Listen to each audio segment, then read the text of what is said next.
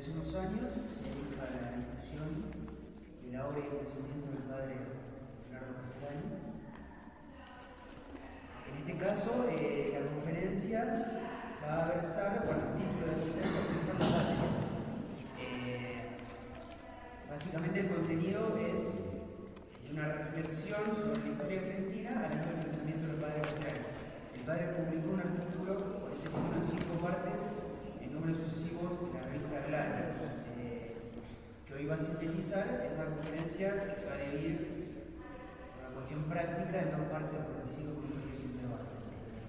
Antes de comenzar, un pequeño pedido, evitemos sacar fotos. Pero bueno, eso lo van a ver todo el tiempo.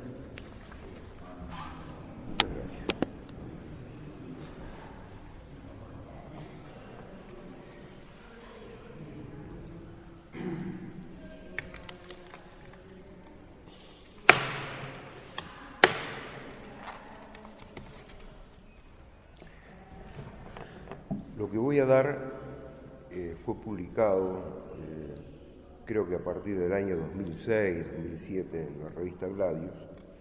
Aunque salieron 5 artículos, no concluí el trabajo, no siguió la publicación. Pero en realidad el origen de esto son las clases que daba en el seminario de San Rafael a partir de 1988, 89, porque me pareció necesario que los seminaristas conocieran el pensamiento del padre Castellani y bueno, la forma más fácil de establecer contacto con él era a través de la historia. Castellani recomienda los estudios históricos como una vía muy apropiada para llegar a lo filosófico y teológico, que era lo que entonces me interesaba en San Rafael. Lo que voy a dar está muy resumido, pero no lo puedo resumir más, por eso les pido que hagan el esfuerzo. Tenemos una primera parte, un tiempo libre de algunos minutos, y seguimos la segunda parte para ver el juicio de Castellani, que no es solamente sobre la historia patria, sino la conexión de nuestra historia con la historia en general.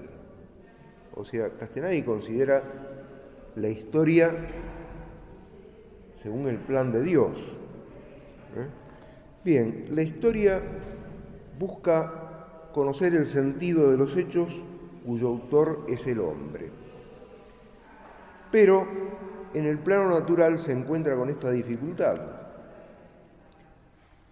El hombre no conoce el sentido total de la historia, porque aunque ha comenzado, no ha acabado, no sabe cómo va a terminar. El sentido total de la historia es posible conocerlo únicamente a la luz de la teología y de la profecía. Damos por supuesta acá la visión católica de la historia y decimos que el sentido que Dios inscribió en la historia es el reino de Cristo. Un reino que comenzó con su encarnación, crucifixión y resurrección, pero que se realiza en el mundo con vaivenes por medio de la Iglesia.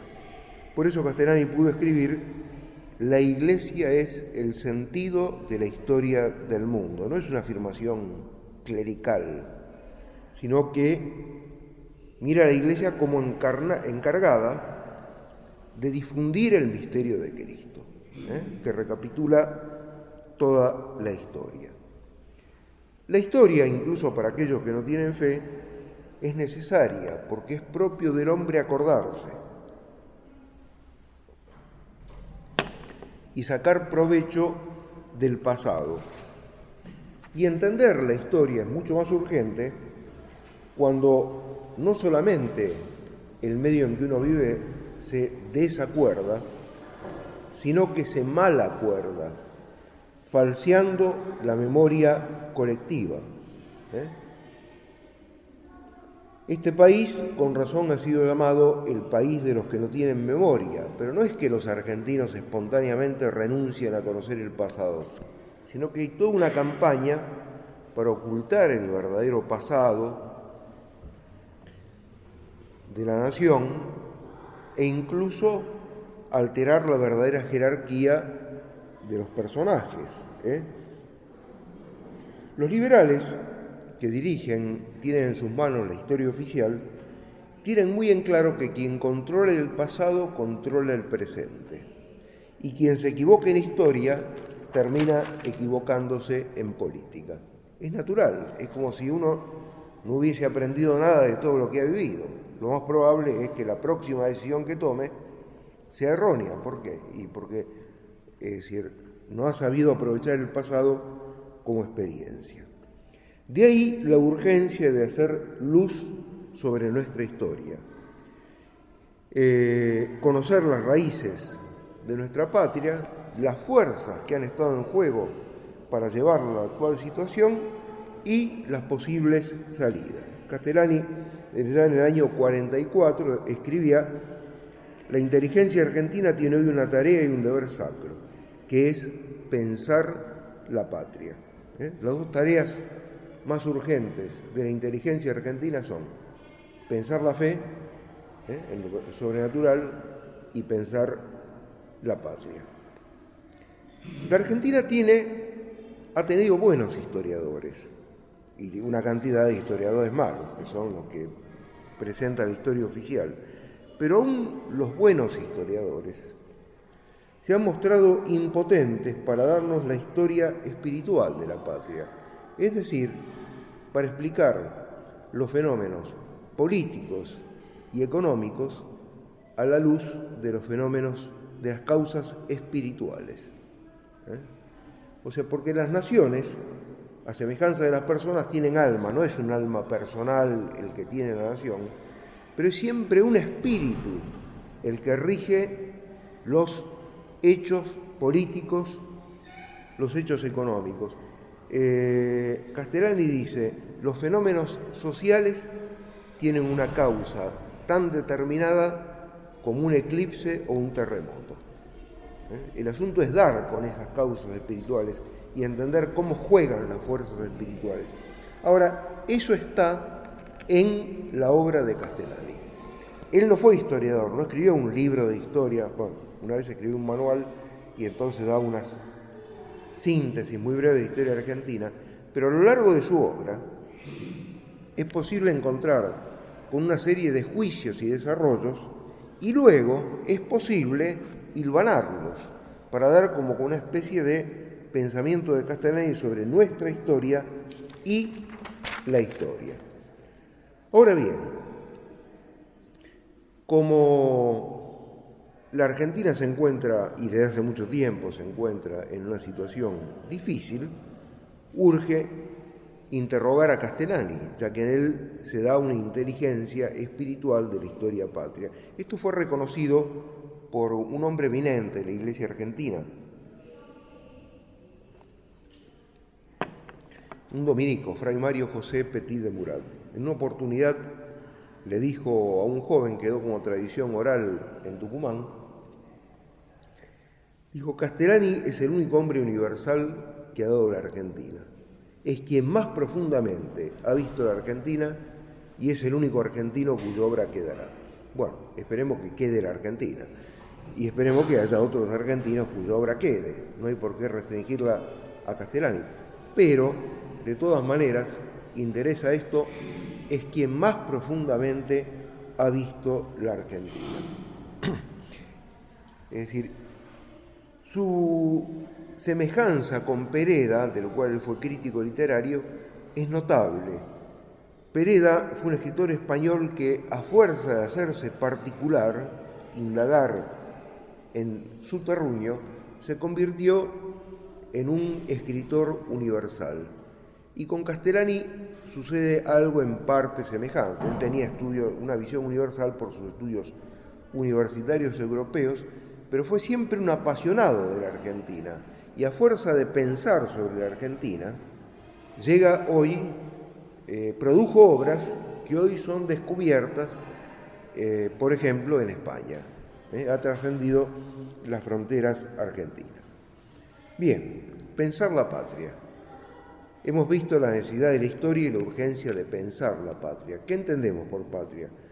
La revelación nos dice que la patria definitiva es el cielo, pero antes de llegar al cielo tenemos que arraigar en un lugar concreto, porque no somos espíritus puros, sino que nuestra condición es espiritual y corporal. Y ese arraigo en un lugar concreto nos hace también conectar con una tradición, porque las sociedades de las que formamos parte no comienzan con nosotros, sino que nosotros hemos nacido dentro de ellas. A esto justamente se refiere el término patria. Patria son las cosas paternas, las que uno hereda por tradición. La patria es un museo. No se trata simplemente de coleccionar cosas tradicionales, sino que ese conocimiento de la tradición heredada es indispensable para que nosotros nos ubiquemos en el presente y además planeemos nuestra acción hacia el futuro. El apego a la patria es natural no solo en los hombres, sino en los animales. El animal tiene apego a su querencia, que es el lugar donde ha nacido. Así que se puede decir que el patriotismo es instintivo en el hombre, pero hasta ahí no es ni virtuoso ni pecaminoso, porque es instintivo, es previo al juicio de la razón. Uno puede agotar su patriotismo, por ejemplo, en el fútbol, o poner como expresión primera del patriotismo el fútbol. El patriotismo es virtud cuando es regido por la razón, y puede ser virtud teológica cuando se ama a la patria por amor a Dios, como Jesucristo amó a su patria. Así como a Cristo le resultó difícil amar a la patria, porque, la sociedad estaba muy maleada en su tiempo, también hoy es difícil amar a la Argentina, por la cantidad de miserias que tiene, pero la patria, por amor a Dios, siempre puede ser amada y objeto de cuidado, así como es objeto de cuidado un enfermo. Bien, la patria es el lugar donde el hombre arraiga para vivir según la tradición. ¿Cuál es nuestra tradición? Castellani acepta la idea del gran historiador Hilaire Belloc. Nuestra tradición es romano-hispánica, porque en definitiva el título de la obra de Belloc, Europa es la fe. Eso fue criticado.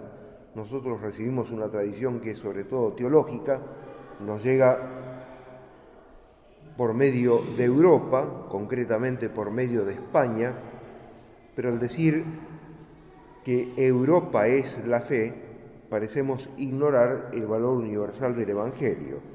Efectivamente, el valor universal del Evangelio existe y, a Dios gracias, hay miembros de la Iglesia fieles de Cristo en todos los lugares del mundo. Pero lo que sucedió en Europa y no sucedió en el resto del mundo es que la fe consiguió impregnar la cultura. Es decir, hubo una cristiandad, un orden social cristiano.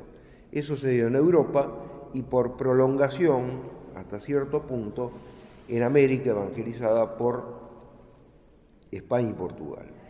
En el resto del mundo no se dio. El orden político, el orden social permaneció siempre ajeno a la religión.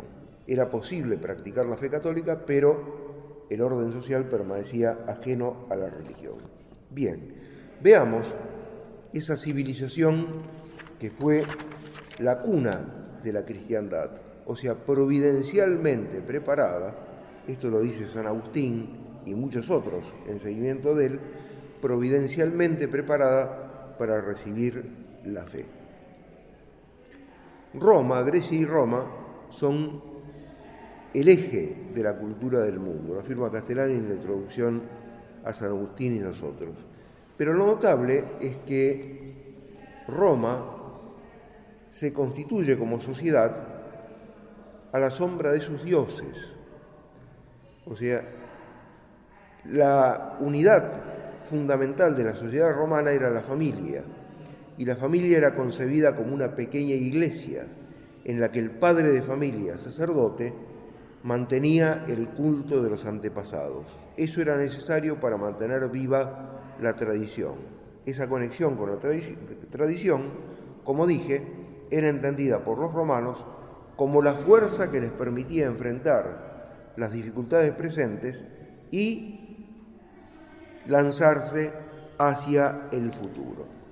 Roma nació como una reunión de familias que tuvieron que encontrar un ancestro común, porque la religión de los romanos era fundamentalmente la religión de los antepasados.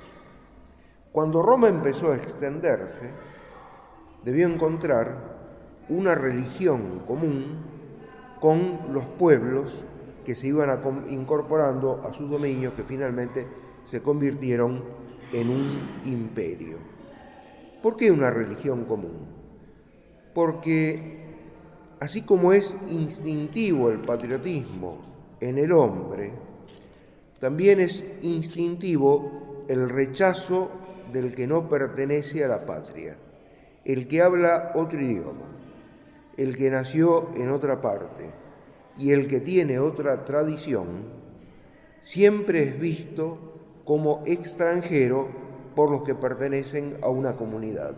Hay una única fuerza que permite superar esa diferencia y que haya convivencia entre los que son de distintas patrias, y esa fuerza es la religión. Por eso Roma buscó establecer una religión común. Si no fuera por la religión, el ideal del internacionalismo sería necesariamente falso. Ahora bien, ya que la religión puede unir a hombres de distintas patrias, hay que ver si la religión que los une es verdadera o falsa. Bueno, Roma, para unir a hombres de distintas patrias, optó por una religión falsa. ¿Cuál era? El culto de Roma y el culto del emperador. Cuando se constituyó el imperio, el emperador comenzó a ser divinizado. Justamente la causa de la persecución a los cristianos durante 3 siglos es que se negaban a ofrecer sacrificios al emperador. Bien, el Imperio Romano hizo grandes cosas, logró una cierta unidad del mundo, pero lo que no pudo evitar fue la decadencia. El mundo pagano es como una gran lección que nos da Dios de lo que el hombre puede sin la gracia. El hombre puede grandes cosas, como la filosofía o el arte griego, o la prudencia política romana, que tuvieron logros extraordinarios, pero todos esos logros se derrumbaron.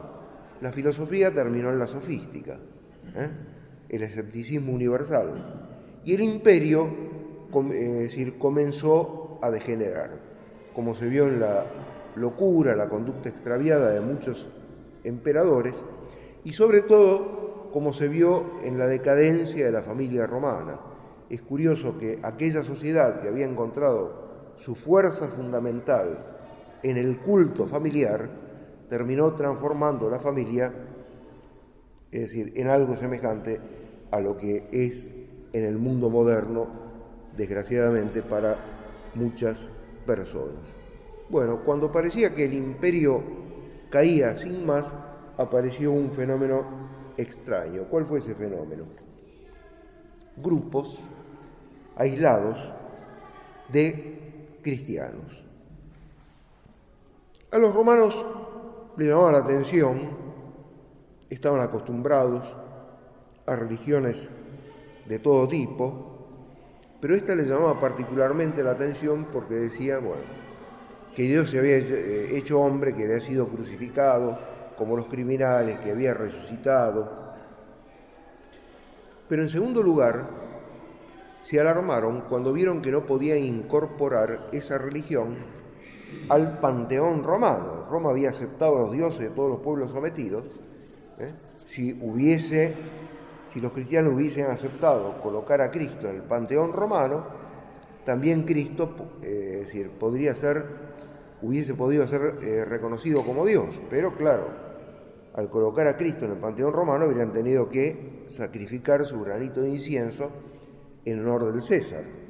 Los cristianos no aceptaron, como sabemos, y entonces el imperio comenzó a perseguirlos, instigado por los judíos, que también pusieron su semillita de cizaña, ¿no es cierto? Es decir, empezaron, la concubina de Nerón era Popea, creo que ese era el nombre. La concubina de Nerón era judía y a través de ello el emperador es advertido que los cristianos constituyen un peligro, y lanza la primera persecución del imperio contra los romanos. Fueron 10, duraron 3 siglos. Por la parte baja se calcula que murió entre 1 millón y 2 millones de personas. Es posible, en esas 10 persecuciones, es posible que la cifra sea mucho mayor, pero digamos, lo mínimo que pudo haber, el mínimo de víctimas, 1 o 2 millones de personas.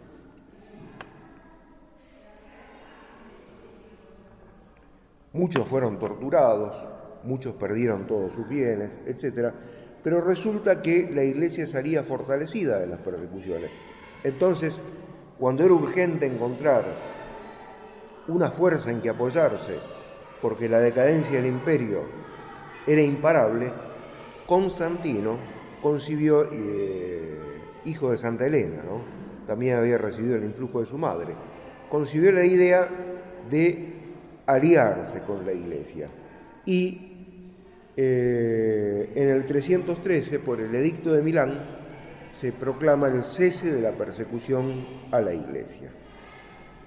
Constantino decidió trasladar la capital del imperio a Constantinopla en el 330. Aparecen 2 secciones del Imperio Romano, el Imperio Romano de Oriente y el Imperio Romano de Occidente. En Occidente quedaba la Iglesia, pero todo lo valioso del Imperio Romano se había trasladado a Constantinopla.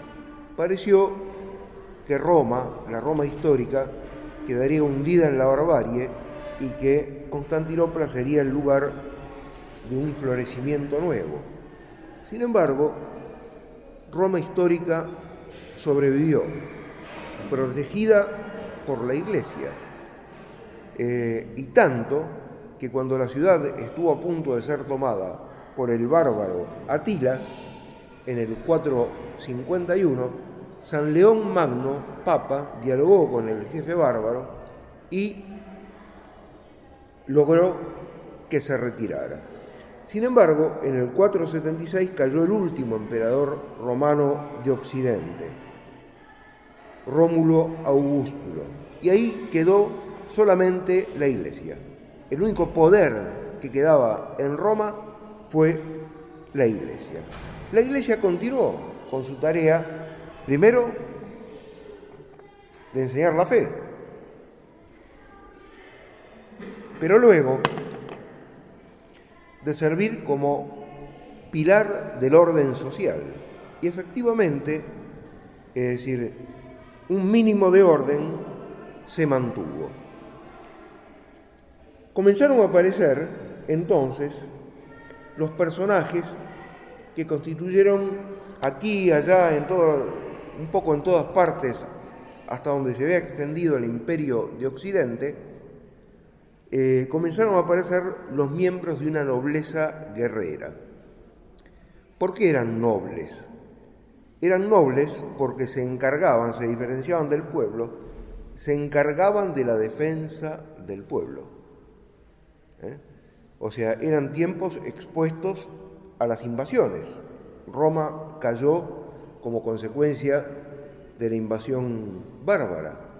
Pues bien, en los diversos lugares del imperio, jefes locales se encargaron de defender por las armas al pueblo, que los reconocía como jefes y adoptaba ante ellos una actitud de vasallaje.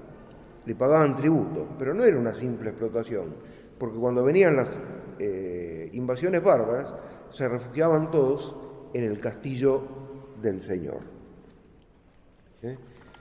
Esto, por otra parte, cumple una ley social. La sociedad de suyo es indeterminada y siempre es estructurada por una minoría rectora. O sea, la multitud de suyo es indeterminada. Es decir, adquiere una cierta determinación gracias al influjo, bueno o malo, de una minoría. Pero siempre es una minoría la que actúa como forma de la materia social.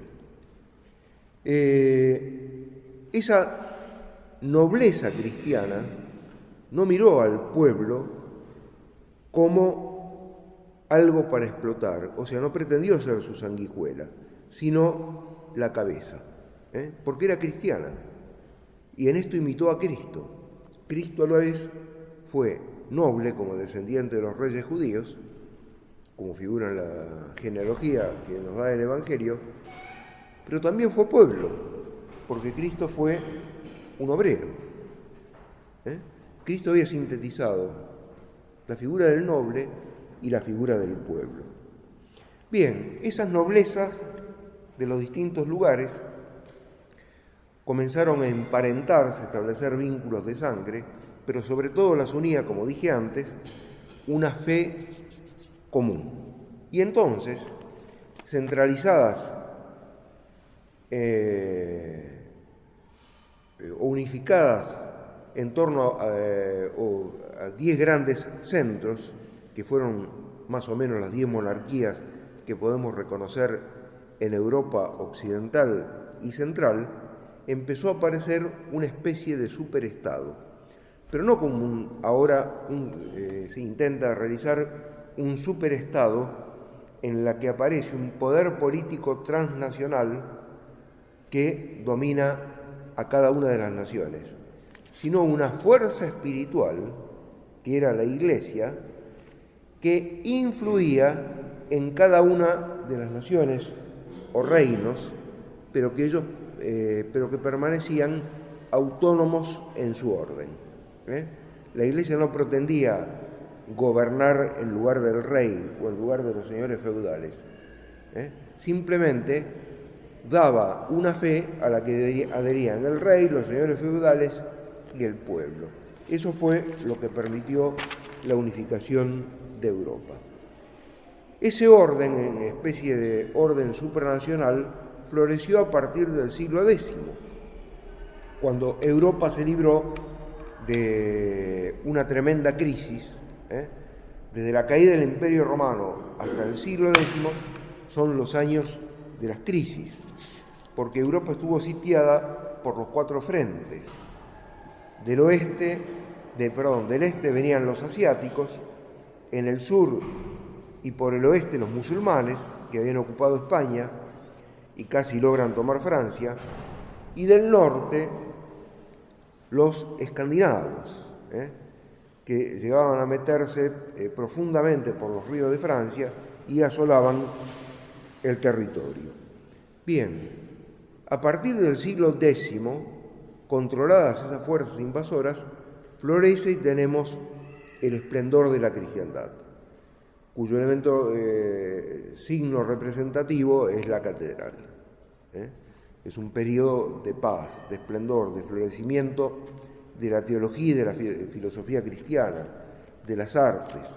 Hay progreso material, es decir, alcanzan su pleno vigor las corporaciones, se construyen caminos, aumenta la navegación, se incorporan como tierras labrantías nuevos territorios, etc. Son 3 siglos de gran progreso, pero a partir del siglo XIV las cosas iban tan bien que empezaron a andar mal. ¿Por qué? Y porque toda sociedad que es demasiado próspera corre el peligro de olvidarse de las causas espirituales de su prosperidad y de buscar la prosperidad por sí misma.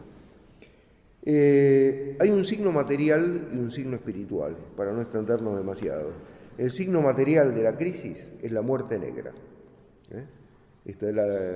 Fue una peste que vino de Oriente y en poco tiempo mató muchísima gente en Europa, pero además paralizó la vida material, porque era imposible viajar, la gente rehuía el contacto con extraños por miedo a contagiarse, la vida de Europa quedó como congelada.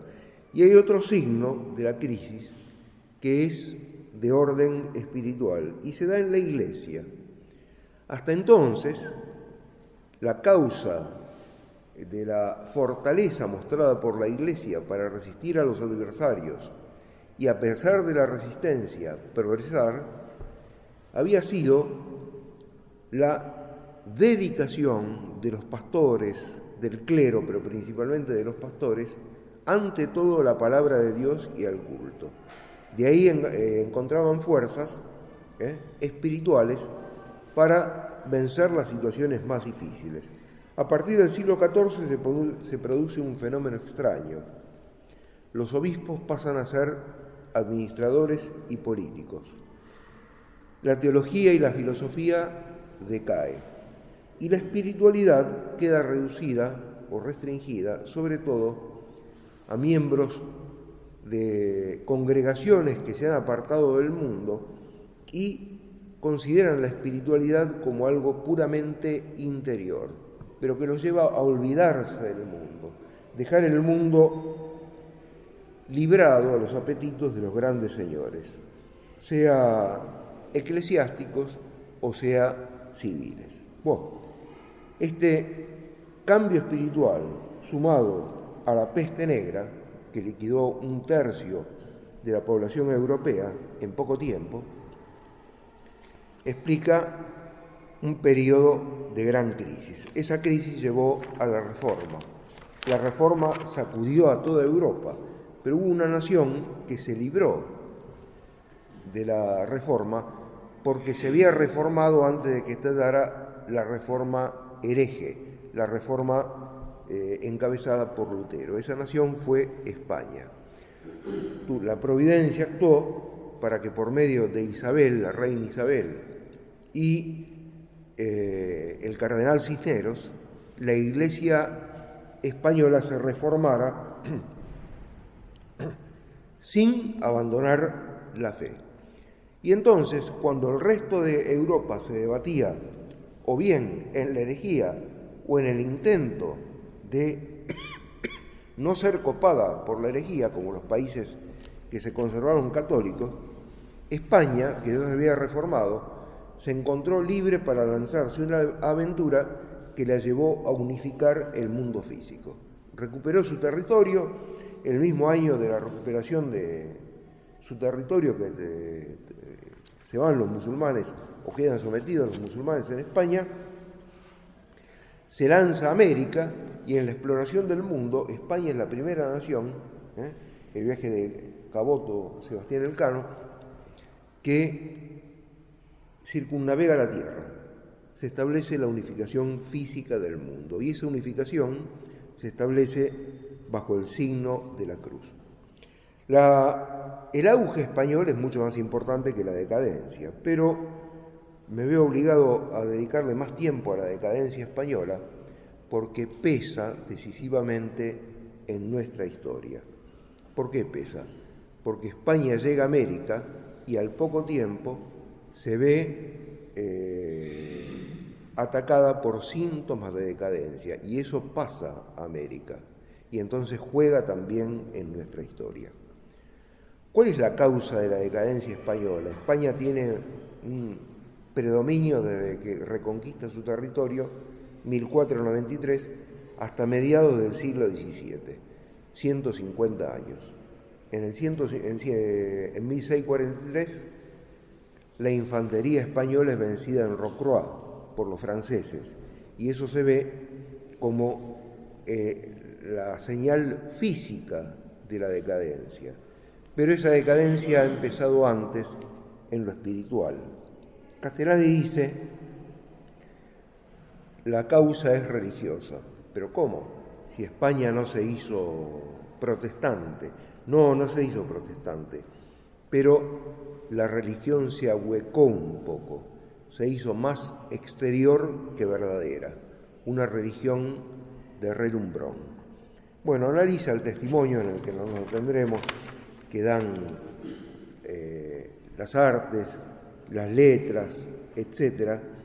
Pero dice, la causa última es la exterioridad, que es el estado de las almas tibias. Las almas tibias reducen la fe a lo exterior, y así pueden parecer muy religiosas, cuando en realidad son muy ostentosas, que no es lo mismo, pero ponen el énfasis en lo exterior para rehuir el sufrimiento, la incomodidad, en definitiva, el martirio. La fe no se pierde en España, pero sufre este proceso. Ramiro de Maeztu, un gran español, murió prácticamente mártir, lo fusilaron los republicanos, cree que España decayó por exceso de idealismo. Castellani opina lo contrario. El idealismo nunca puede ser excesivo cuando es recto, porque uno no puede tender con suficiente fuerza hacia el ideal. El ideal, en definitiva, es Dios. Uno no puede tener demasiada fe con respecto a Dios, ni puede tener demasiada caridad para llegar a Dios. No hay un límite máximo. Es la tendencia hacia el ideal. Lo que sucede es que España cae por falta de idealismo. Seguía manteniendo su adhesión a los ideales, pero era cada vez más exterior que verdadera. Ahora bien, la nación necesita un ideal para sobrevivir, y aparece un ideal falso. Primero aparece en los países protestantes y luego penetra en los países católicos. ¿Cuál es ese ideal falso? El que propone el liberalismo. ¿Cuál es el ideal del liberalismo? Todos responderán la libertad. No, la libertad es una máscara. Porque para decir que el ideal es la libertad hay que aclarar quién tendrá libertad, de qué tendrá libertad y para qué tendrá libertad. Darle a un loco, a un delincuente, libertad para usar un arma no es libertad. La libertad tiene sentido cuando decimos de quién es, de qué es y para qué es. Si no, es una palabra vacía. El ídolo que se oculta tras la palabra libertad es aquel que Cristo había advertido era el rival de Dios, el dinero. Porque en definitiva la libertad que impuso el liberalismo fue la libertad de comercio, la libertad de lucro. ¿Y por qué el dinero puede aparecer como ideal de una sociedad? Y porque el dinero se parece a Dios. Por eso Cristo dice, no podéis servir a dos señores, a Dios y al dinero. ¿En qué se parece a Dios? Aunque no lo creamos, que el dinero parece lo más concreto que existe, es simplemente una medida, una cosa puesta por la inteligencia para establecer el valor de las cosas. Primero fue el trueque para facilitar los intercambios, aparece el dinero. Bien, ¿y qué tiene que ver esto con Dios? Es que Dios también es una cosa de la inteligencia, no creado por la inteligencia, pero nuestra beatitud va a ser la unión de la inteligencia con Dios, la visión beatífica. Será la posesión por medio de la inteligencia, acompañada por supuesto por la caridad, pero por medio de la inteligencia, por eso es visión beatífica, de un bien infinito. Y el dinero no solo tiene que ver con la inteligencia, sino que puede crecer hasta el infinito. El ideal de la sociedad moderna. Un bien, el dinero, que se multiplica hasta el infinito. Empiezan a aparecer las fortunas colosales. Ustedes me dirán, esto es muy anterior al liberalismo. Sí, igual fenómeno se había dado, por ejemplo, en Grecia y Roma. Pero esos periodos de enloquecimiento con respecto al dinero, en Grecia y Roma, fueron breves.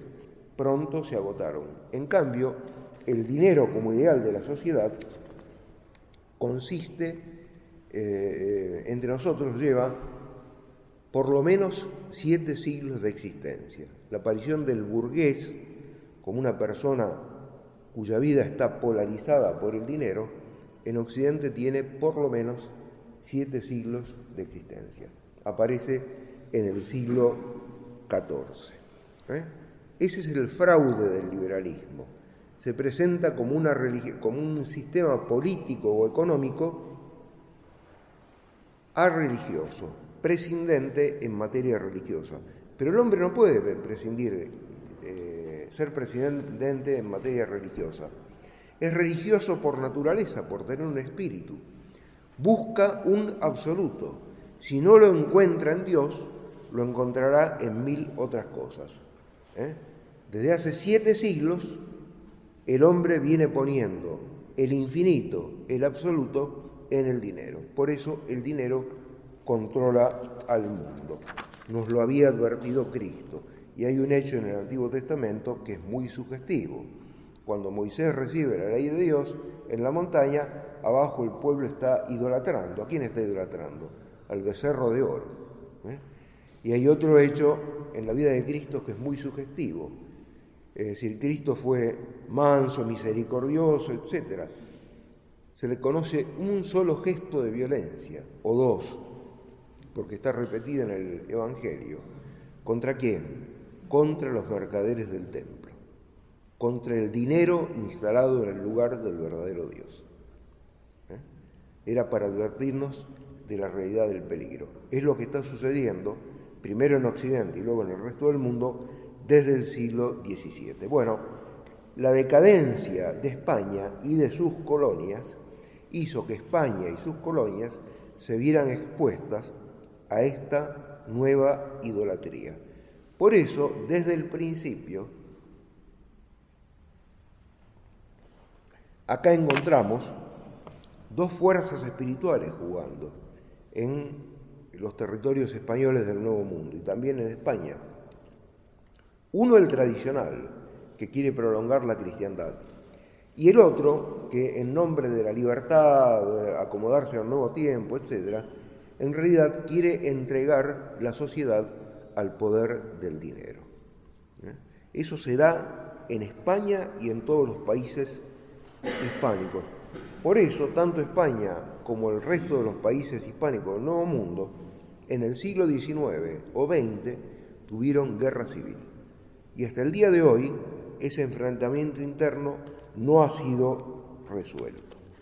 Bien, España llega al Nuevo Mundo y en 1776 decide crear un nuevo virreinato.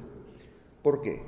Porque se da cuenta de la unidad geográfica que constituye el virreinato del Río de la Plata, Alto Perú, Paraguay, sur de Brasil, el actual Uruguay, La Pampa, y se proyectaba hacia la Patagonia.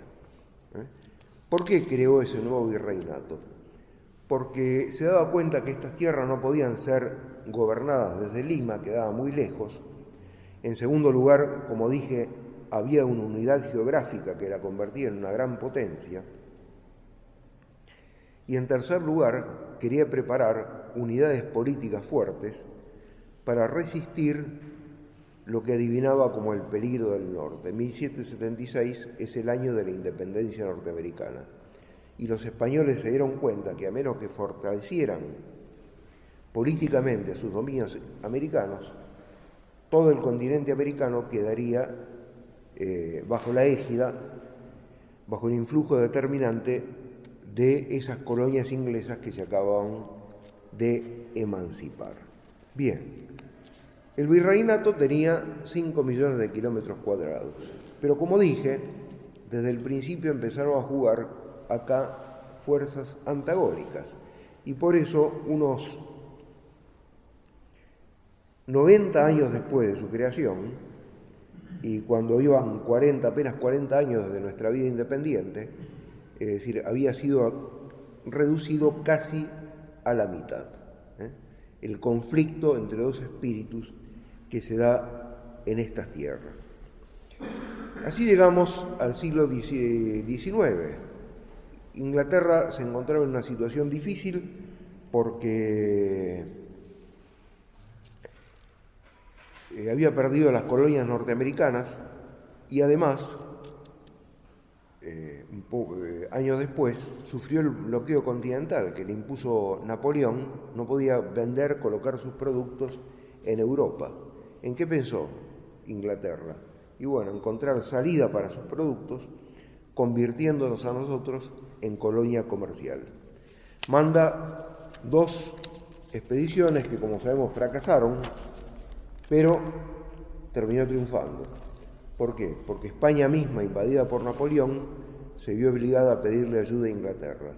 E Inglaterra ofreció ayuda a cambio de varias cosas importantes. Uno es que le desataran los brazos a la masonería dentro de España. Y otro, que España concediera ventajas comerciales en el Nuevo Mundo. Y uno de los lugares elegidos para ofrecer ventajas comerciales a los ingleses fue el virreinato del Río de la Plata. Bien, a pesar de la ayuda inglesa, la monarquía terminó en manos de Napoleón. El rey, no se sabía cuál, porque disputaban la corona Fernando VII y su padre. Ambos terminaron presos de Napoleón y llegamos a 1810. Estas tierras eran no propiedad de los españoles, sino propiedad del monarca, y el monarca estaba preso. Entonces, ¿cuál era la legítima autoridad? Así se llega a plantear la cuestión de si el virrey, el último Cisneros, el que había conseguido ventajas comerciales a los ingleses en 1909, tenía autoridad para seguir gobernando o no. No tenía autoridad, pero ¿quién iba a asumir la autoridad? Castellani dice: la independencia argentina fue un suceso que tenía que producirse.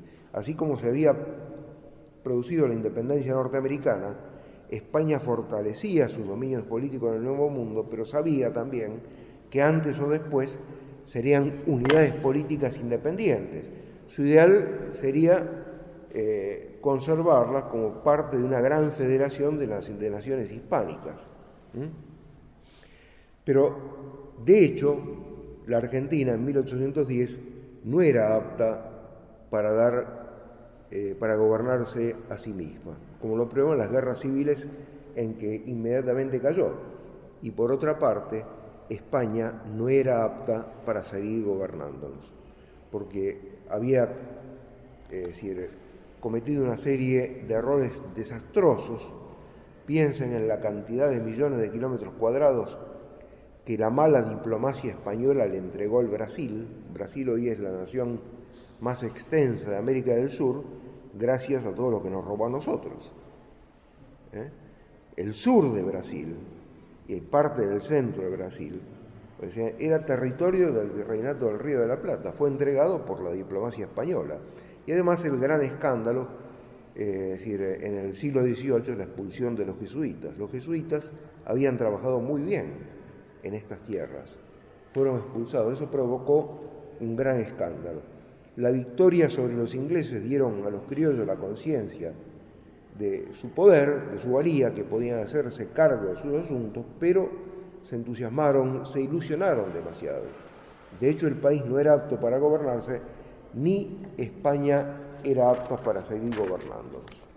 A partir de 1810 se establecen en el país, o por el 25 de mayo de 1810, vemos que en el país hay 3 corrientes. Una es el cisnerismo.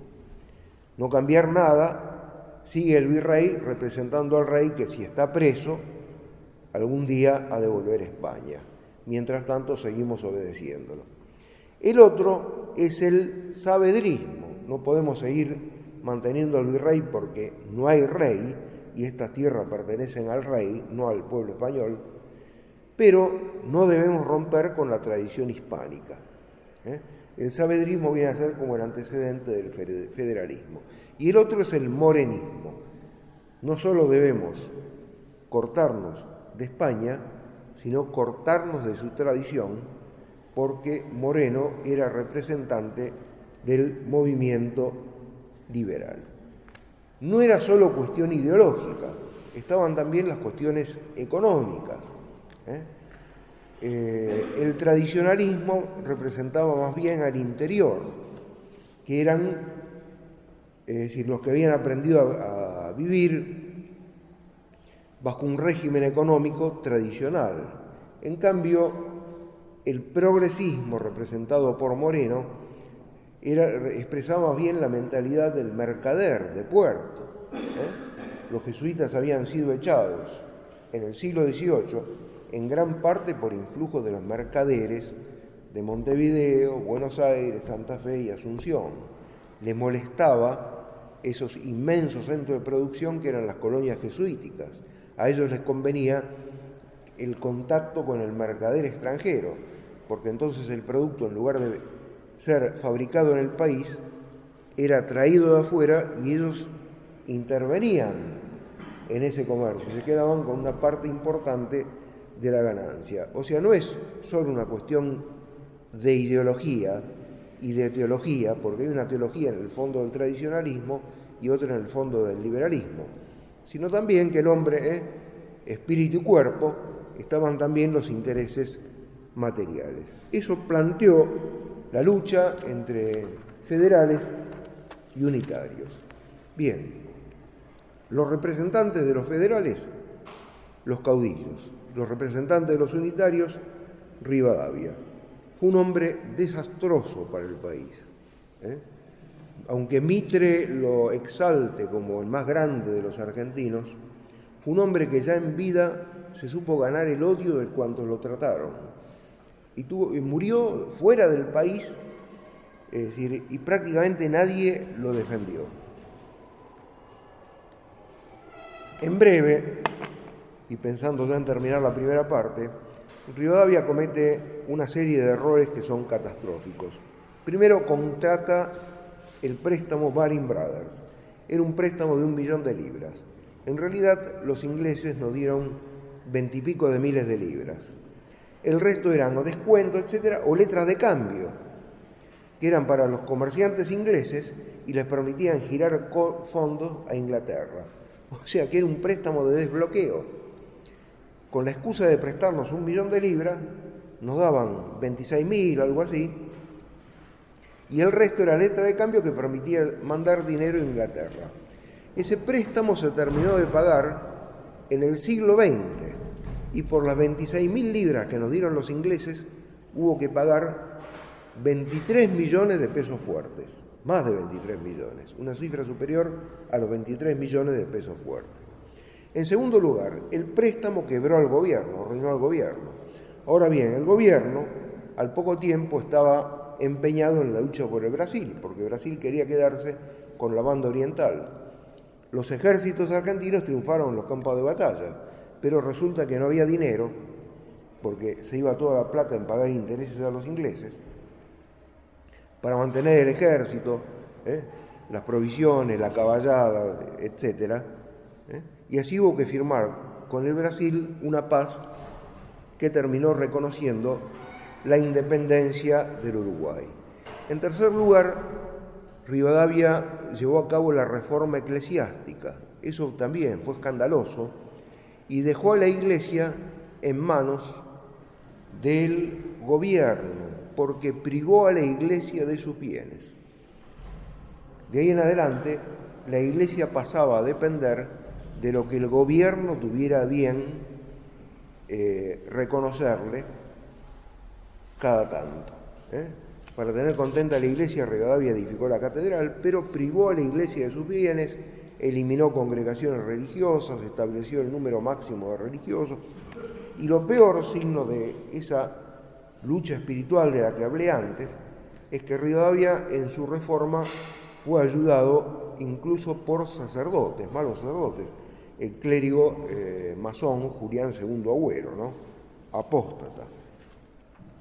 Bien, mientras en lo concreto Rivadavia fracasaba, creaba cátedra de latín, establecía premios a la virtud, o sea, todo en el plano de las utopías, pero el país se descompaginaba. Rivadavia hizo fracasar el proyecto de San Martín. El proyecto de San Martín era atacar a los españoles por un doble frente, cruzar los Andes, tomar Chile y de Chile pasar al Perú, pero por otra parte llevar adelante por Bolivia un ejército que hiciera una operación, cerrar a las pinzas sobre el poder español.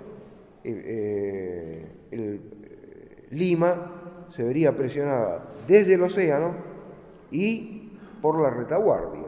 Rivadavia le negó a San Martín los fondos para formar ese ejército que avanzaría por el Alto Perú, y entonces se largó a hacer lo que pudo, independizó Chile, aunque los chilenos no lo quieran reconocer, llegó a Perú, independizó a Perú, pero sin el apoyo del gobierno argentino se encontró con que no tenía fuerza para terminar con el poder realista, y entonces en Guayaquil tuvo que dejar la obra de la independencia americana en manos de Bolívar.